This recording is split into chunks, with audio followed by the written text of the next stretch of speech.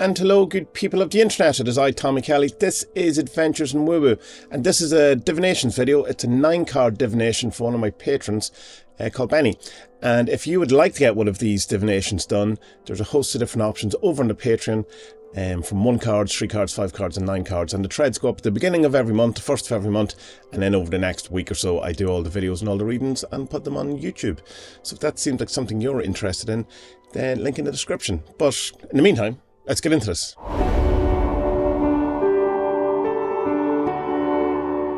So just a note on the way I'm going to do this time, it's different from the previous times. Previously, I had the camera in front of me facing down onto the table and I would put out the cards in front of me. But I found there was a bit of a disconnect for me doing that because what essentially I was doing, I wasn't looking at the cards. I was looking at a monitor on a camera or looking at the camera. So I'm trying something different this way. I also think it was quite boring, I suppose, in that way. Not that looking at my face is much more exciting, but maybe it is. Than looking at just the cards for 10 minutes. So what I did this time is I did the reading in the sense of that I drew the cards and I took a picture of it, which I will put up after I ask the question. And then I will talk about the cards. I've just literally put the cards out and didn't even try to interpret them. So let's get to the question. Benny asks, what is the appropriate way to handle a no-contact member who is trying to get back in the door but not acknowledging the trauma they have caused? And this is the reading that came up. With a 9-card reading like this, the way it lays out is that the card that's in the middle is the heart of the matter. This is the way it is. This is the kind of essential nature of what the question is or what the problem is or what the inquiry is.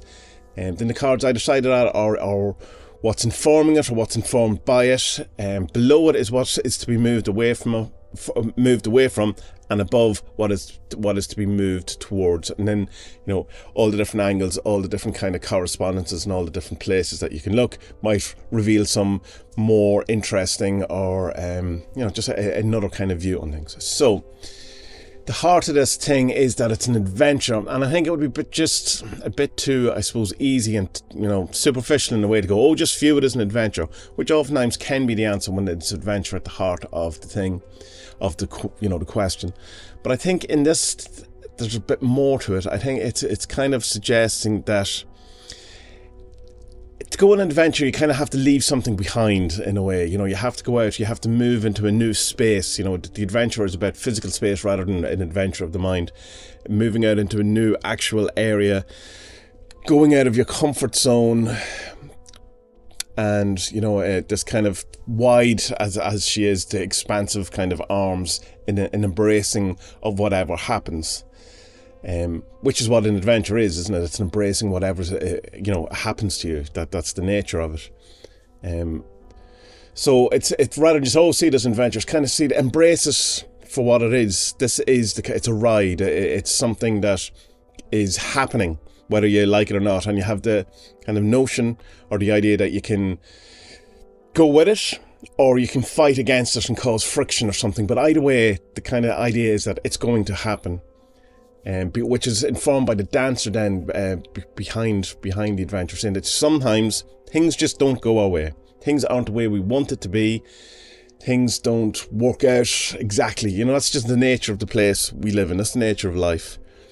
But in doing this, which is where it leads to with the conductor, it's saying that having that kind of approach to it, where you're not trying to resist it, you're not trying to condone it, but you're going, this is a thing that's happening. It's not what I want, but I have to be open to it in the sense of that it's happening, not to the neglect of the duty of this person, that it should stand up or own up to trauma caused. And then that leads you to the conductor, which is saying that you have then more control over it, but by kind of resisting it, not dancing in the rain, not going with it, not trying to avoid it or any of that, will lead you to have not as much control. So the things to avoid, which is the reversed lover. So this will be a dysfunctional relationship. This would be allowing things to fester, allowing parts of, rather than a loving relationship where it's all kind of everyone's on the same wavelength and people are working in tandem together. This is kind of as if there's a dysfunction in what should be a good relationship, in that something has been left to rot, or something is just not adding up, something like behaviour has been let happen that is unsaid, which I suppose this is referring to the thing that's not owning up to the trauma, and this would be saying that is something that has to be not swept under the carpet, not allowed to keep going. There's an ease with the lovers, but within a dysfunctional way, it's an ease with bad habits or something wrong or something dysfunctional or stuff like that. So saying not to do that.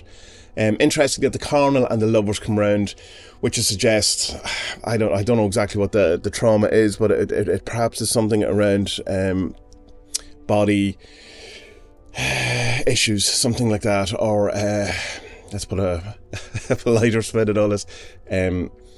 Made people feel bad about themselves, and all that has to, about themselves physically. There seems something very physical about the whole thing. And again, with the messenger there as well, it's like people not wanting to get the message. People not, wanting to see something. This is kind of like going back to the dysfunction of the lovers. It's like, you can't, while embracing the thing, you can't let it slide what happened. It's not kind of go, right, well, forgive and forget. It's going, this is happening, but not to not try to avoid it, but also not try to not look at what it is.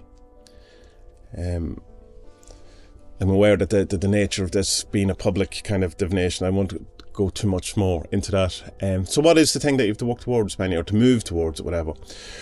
Well, the chaste discipline in this is the key to opening the illusion of it, if you would, or is the light at the end of the tunnel, which seems more appropriate. The illusion will come in a bit more when we compare the messenger and the moon. So having a disciplined approach to it, to not let yourself get carried away, not kind of be influenced by outside influences, or not being able to, give in to that kind of dysfunctional lover thing of sweeping it under the carpet. Be very resolved, very single focused, and this is the key that opens this entire situation. Behind the chase, looking away from the thing, is the moon. Now, because this is a thing to move towards, the moon is something that in one sense you have to move towards, which I suppose is the hope element of the moon rather than the illusionary or the deceit. But it's to turn your back in the deceit in some way, or the illusion, and be single pointed on what you want from this resolution is the key to it. So if we compare the top and the bottom, the messenger, the message that isn't want to be looked at is because there's some sort of deceit. There's some sort of not telling you the truth, some sort of fakeness, some sort of disingenuousness, some dishonesty there. And within doing that is the conductor, between that to not let that happen. We've done the kind of chaste and the lovers. The key, again, and the carnal, I suppose if you want to have it in a case of that, the key is about not necessarily how it makes you feel. It's what the situation demands, and that you have to dance in the rain. You just have to get on with it or whatever. That's the kind of key. Not get on with it, because that's kind of feels like you're dismissing it or saying it's okay. But again, this overall sense of this is happening, and you have to get on board without condoning it, being single-pointed in what your own morals and your own kind of stances on it. But anything else is this kind of dysfunctional sweeping under the carpet. All of this needs to actually be brought to light. That's what it's really suggesting, and that involves embracing it and being open and being adventurous about it, and rather than kind of pulling back from it, rather than avoiding it, rather than being contracted about it, it's open arm. Right, this is happening now. This is what's happening. We have to, this has to be finally dealt with. And that would be my kind of overall sense of it. I don't think there's much more I want to add. But yeah, so it'll be interesting to see what your feedback is on that, Benny, and what you think, or is there anything you're seeing in that I'm not seeing, given that you know the nature of the question more than I do. Just do it, don't try to avoid it, don't condone it, get everything out in the light. Don't let this no contact family member not acknowledge it, or other members of the family not acknowledge it, not pretend that didn't happen, that's not a thing that you hide under a carpet, that, you don't air your dirty laundry, any of that kind of stuff, that's not the thing, that's not the advice that has been given. So that's it for this divination. Again, if you would like your own, just go to the Patreon, links in the description, and on the 1st of every month we do these divinations as a thank you for the support from all the great patrons over there who help me do and support me doing all the stuff that I do. So if that's something that you would like to contribute to and get your own reading as a sideline to it, then please check that out. And may our best days be ahead, and be well.